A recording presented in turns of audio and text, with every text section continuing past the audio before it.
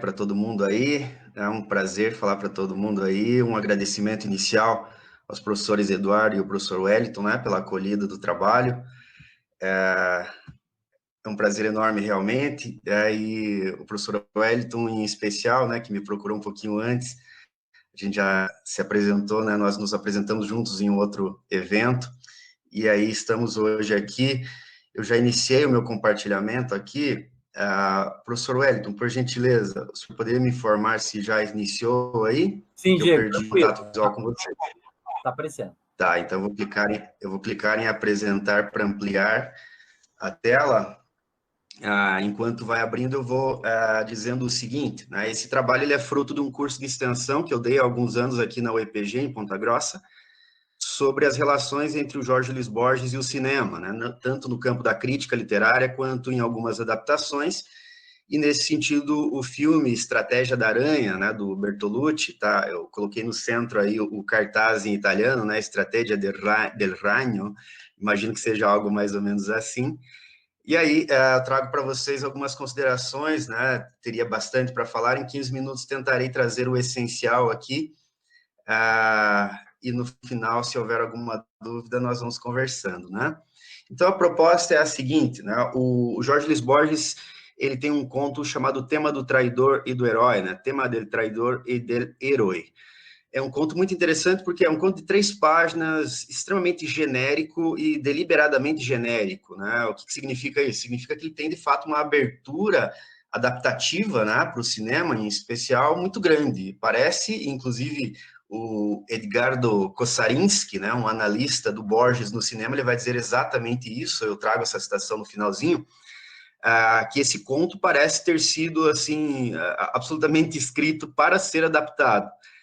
Justamente porque ele deixa um monte de pontos abertos, o que dá uma liberdade muito grande para aquele roteirista, ou cineasta, no caso, né, adaptar.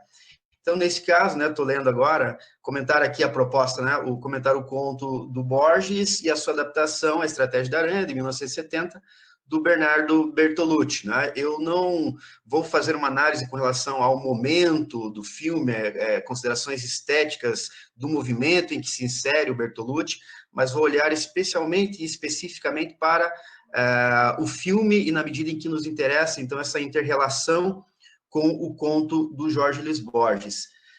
Continuo citando aqui, né, as relações do Borges com o cinema são abordadas a partir das análises de Edgardo Kosarinski, né, no livro Borges e sobre o cinema. É um livro muito interessante, né, não sei se alguém conhece aí, porque, de fato, né, o Borges tinha uma relação especial com o cinema, ele foi muito influente no cinema francês, no novo cinema francês, né, da metade do século passado. Eu abordei isso no curso que eu dei aqui, e fica só, né, um passant aqui, né? Então, o que nós temos no conto do Borges, né? Nós temos lá um narrador que começa enunciando, por sua vez, a narração de Ryan, o qual é bisneto do revolucionário irlandês Fergus Kilpatrick.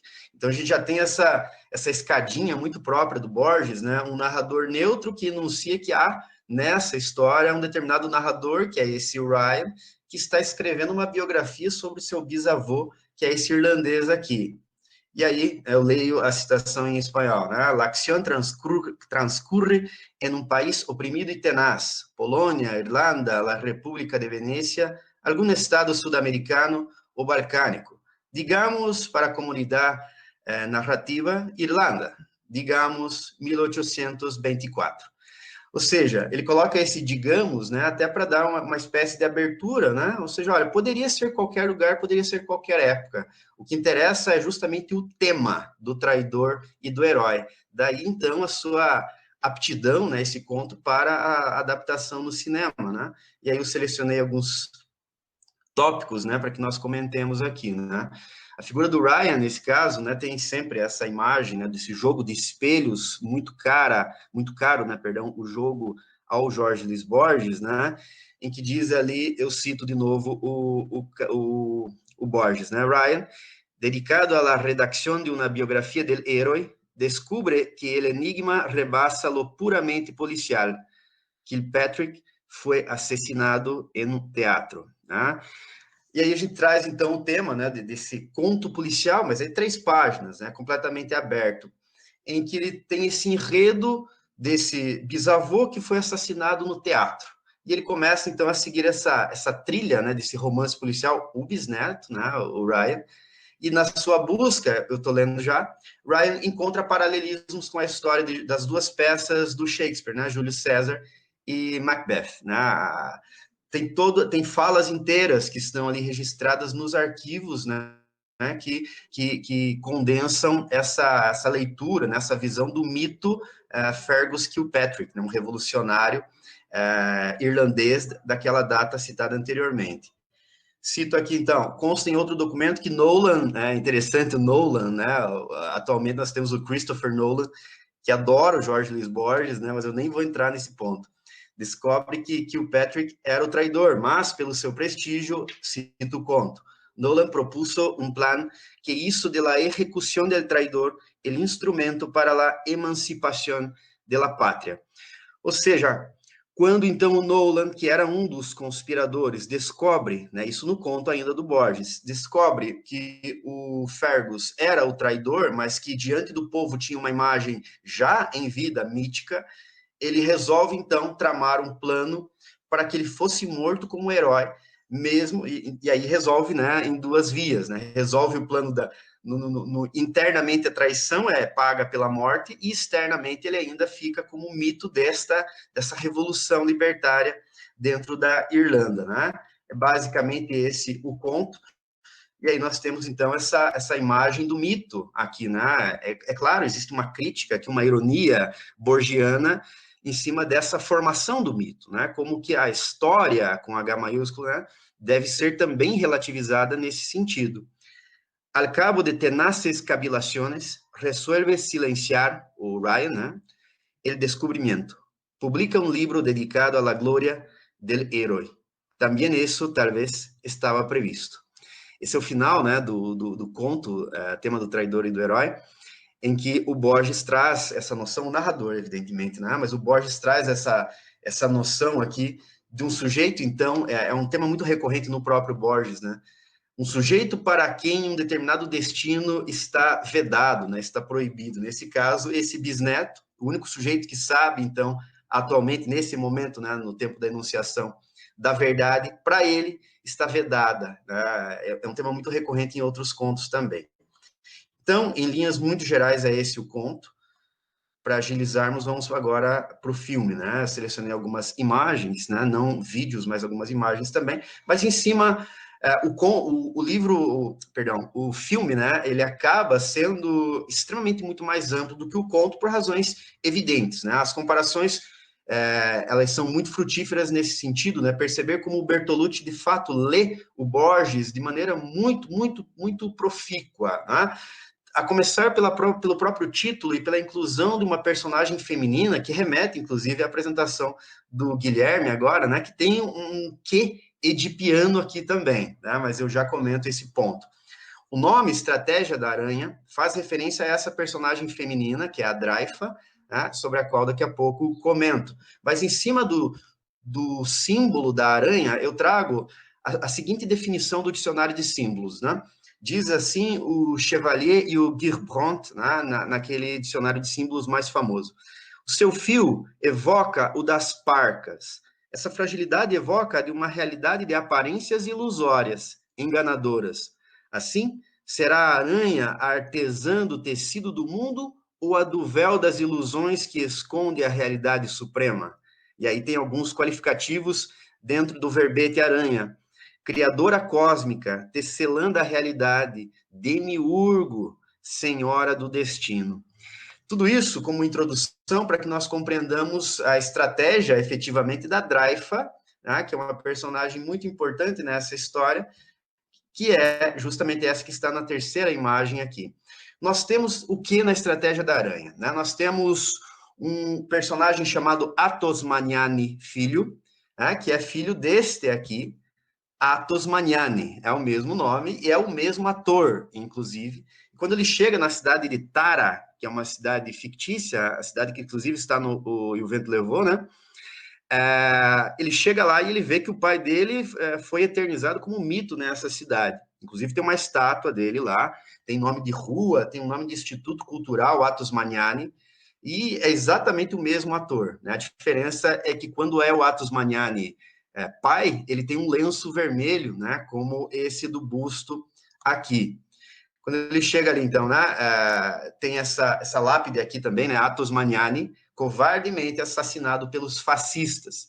Porque agora Bertolucci traz esse tema do traidor e do herói, né? Não coloca mais na Irlanda revolucionária lá do século XIX, mas traz para os anos 30 aqui da Itália fascista, né? E você tem uma cidade, então, com esses revolucionários, né, antifascistas, entre os quais Athos Magnani, pai, é um dos maiores, é o maior nome, digamos assim, né? É o símbolo de rebeldia, de revolta entre esses revolucionários. É extremamente sedutor, galante, brincalhão, inteligente, mas também é o traidor, né?